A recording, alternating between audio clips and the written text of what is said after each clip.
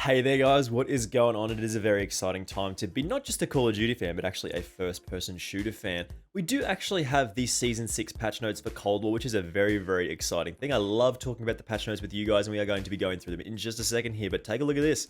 Take a look at something cool here. As you can see, Battlefield 2042 open beta. That's coming out very, very soon. I think it's tomorrow at 5 PM, depending on what time you actually watch this video. So with Season 6 out very, very soon, we're going to be taking a look at the patch notes here. We are going to be a very, very busy boy this weekend. We got the Season 6 stuff, we got the Battlefield stuff. But just before we do get into it here, make sure you do hit that subscribe button with those notifications turned on. We do very much appreciate it, and it really does help me out. Especially if you do want to stay up to date with all the Battlefield stuff, all the Season 6 stuff, and moving into Vanguard on November 5th. And if you could take the time to hit the like button for me as well, that does massively help with the YouTube algorithm. It means an awful lot to me. So, talking about the patch notes here for Season 6, we've got weapon balancing, new guns, season pass, new maps, all this other lovely stuff. As you can see here, there is of course a new lovely battle pass with 100 tiers of new content, always new skins and stuff, always new operators, new guns in the battle pass being the 410 Ironside Shotgun and the Grav Assault Rifle, which is the Galil, which looks sick by the way. The Ironside on that thing is classic Galil, looks really, really clean. Getting new operator skins as usual, new Black Ops mixtape war tracks, so the new cassette things are going to be very, very sweet as well.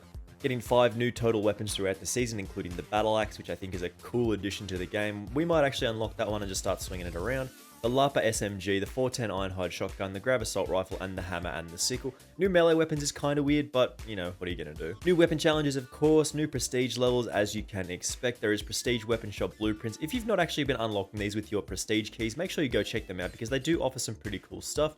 New weapon tuning for the EM2, finally. Finally, the EM2 is going to be a worse weapon in this game. We've actually checked out these patch notes previously, and it does make a pretty significant difference. The Tec-9, of course, the Marshal, the C58 gets a pretty sweet buff here, actually. LC10 cops a little bit of a nerf, and the Marshal. Everyone has been ragging on the Marshal because it's just too strong, and they did bring it back into line a little bit. Of course, there is the new Season 6 lobby theming. We'll see that very, very soon when this does go live. I believe it's going live at about... I think it's like 1 PM, 2 PM, 3 PM usually. Tomorrow is usually when it comes out. So, of course, we are getting the multiplayer stuff, new 6v6 maps in the program and America, and of course, all of the new playlists and things. There's going to be the 24/7 Deep program playlist. I think it is off the top of my head. I'm sure that's going to come up soon. And we are, of course, getting a new zombies experience, the round-based zombie stuff in Forsaken, which is just very, very excited about that. And PhD Slider, a new perk as well. And the Chrysalax, oh man, so much cool stuff in this update. So as we have talked about previously, we're getting a couple of new maps in this update, that being Deep Program and of course America, spelled with a K. In Deep Program, this medium-sized map does take place entirely within Russell Adler's fractured mind as he's being stabilized by Mason and Hudson. This is going to be such a cool experience. Apparently it is one of the most unique maps they've ever made. We've got Vietnam, we've got Stitch the Pines, we've got all this cool stuff, man. This is going to be very, very interesting. All of which is connected by the weird red doors, so we're going to be able to teleport around this thing, which is just... I don't know what's going to happen on this map. The map guide's going to be absolutely ridiculous, man. Just keep an eye out for that, because I think it's going to be pretty important to learn deprogram, because I mean it's going to be pretty complicated. And as you can see in this screenshot here, this is America, this has got Burger Town, we got Bubby, and I love it, man. Good stuff. Basically, this is in a Soviet training facility in a facsimile of Anytown, USA, and be sure to say hi to Bubby at the Burger Town, of course. As you can see, this lovely, lovely man here. It doesn't seem too big of a map. I have seen a little like screenshot of the map, and it doesn't actually seem too big. Probably like a bit of a medium-sized map with like a big sort of street corridor looking thing in the middle of the map. So it's going to be definitely pretty interesting. Moving on, there also is the Globoko sort of 2v2, 3v3 map, which is apparently absolutely ridiculous in 6v6 face-off, and there is a playlist for that as well, which is super, super cool. So that's going to be a good place to level up your weapon. Alrighty, so the actual patch notes here, there's actually a double XP weekend this weekend as well, which is very, very interesting. Usually they do that pretty quickly to sort of get you to level up those new weapons very, very fast. So we're going to have some 410 Ironhide and some Grav, maybe some class setups on the end of the weekend. It does take a little while for me to usually level up those weapons to get all the best attachments and find out the class setups and stuff for you guys. So if you do want to see that stuff, make sure you do stick around. Of course, the global changes, again, as we mentioned already, we're getting the Battle Pass stuff, new 100 tier Battle Pass, Mason's coming back as an operator, we're getting Fuse as an operator as well. The new 410 Ironhide Shotgun as well is going to be very, very interesting. Depending on how fast you can fire that thing, that could be a little bit of a problem in this game. The Grav Assault Rifle as well, which is the Galil Mason's favorite weapon. Apparently that's his just like standard weapon. I didn't know that. That is what it is. You are of course going to be able to unlock the battle axe as well with a specific weapon challenge, which we might actually consider doing this time because the battle axe is just such a cool addition to the game. Definitely matches up with the crystal axe that we are getting in the zombies map.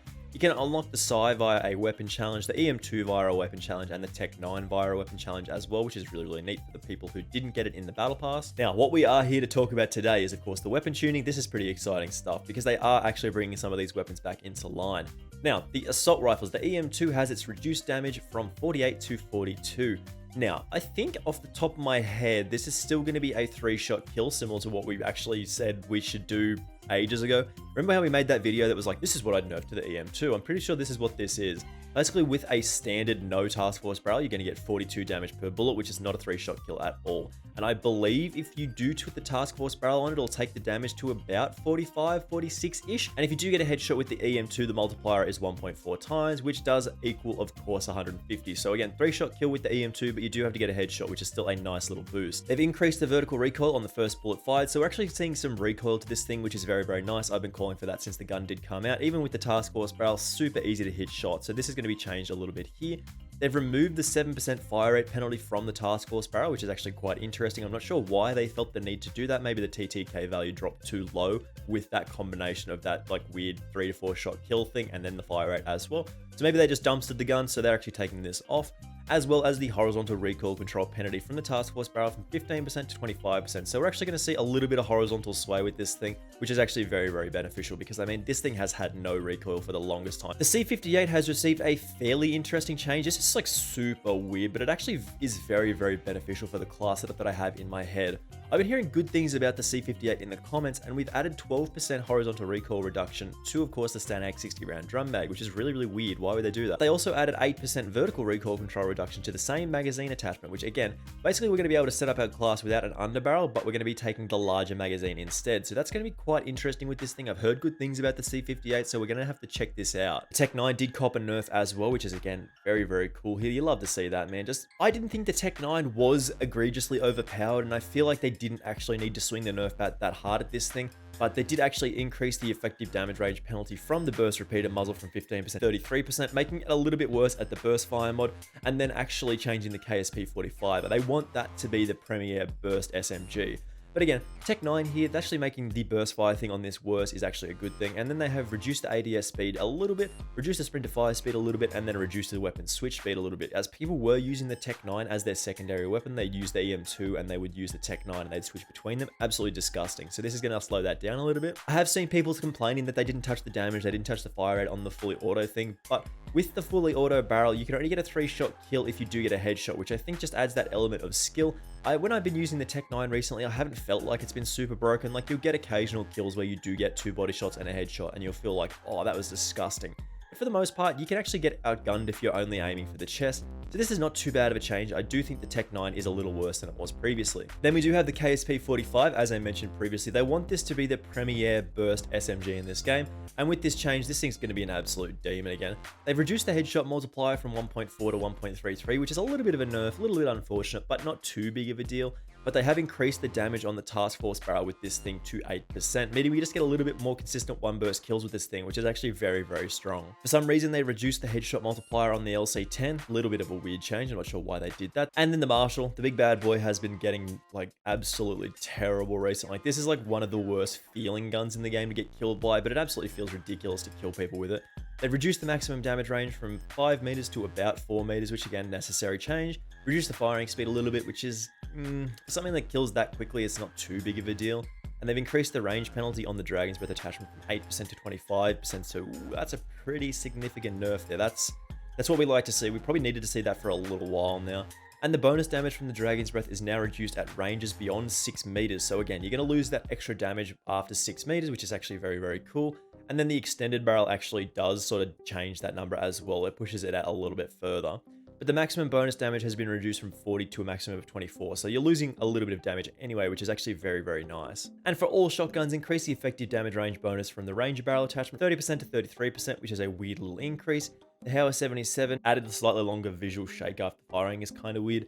The Street Sweeper added more dramatic visual and weapon movement when firing, again not too big of a deal. Specials, the nail gun, shots to the head now do 2 times damage. don't know how I feel about that. That's what, 100 damage per nail if you hit somebody in the head. That's a 2-shot kill with the nail gun. Nail gun meta? Of course, there is going to be the 6v6 America. There's going to be the 6v6 program. And then, of course, the 2v2 and 3v3 Globoko. Tough name to pronounce.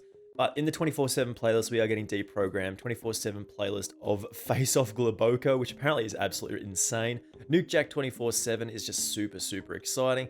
So again, this is going to be a very, very cool patch. And again, if you haven't seen this already, we're getting a new zombies map in Season 6, which is just going to be so, so cool, as well as a new perk, new wonder weapon, new skill tiers. It's just a good time to be a Call of Duty fan. Very, very busy for me in particular, as Battlefield Beta and the Season 6 update come out at basically the same time. So we're gonna be busy this weekend. But for the most part, that is most of the things that I did want to cover here today. This is a very, very exciting patch, of course. We did need to see those nerfs, and we have been waiting for the nerfs to the EM2, the Tec-9, and of course the Marshal for a little while. And some buffs to the C58 are always appreciated. I love weapon buffs in this game, man. Makes weapons just feel new, adds new stuff to the patch, means we can just play around with different things, which is always good. So again, thank you very much for watching this one. I do massively appreciate it. I will hopefully see you in Season 6 when that does launch very, very soon. Make sure you hit that subscribe button with those notifications turned on, because it very much helps me out and I massively appreciate it. And if you could take the time to hit that like button as well, that really does help me out with the YouTube algorithm. So again, thank you very much for watching, and I will see you in the next video. Bye!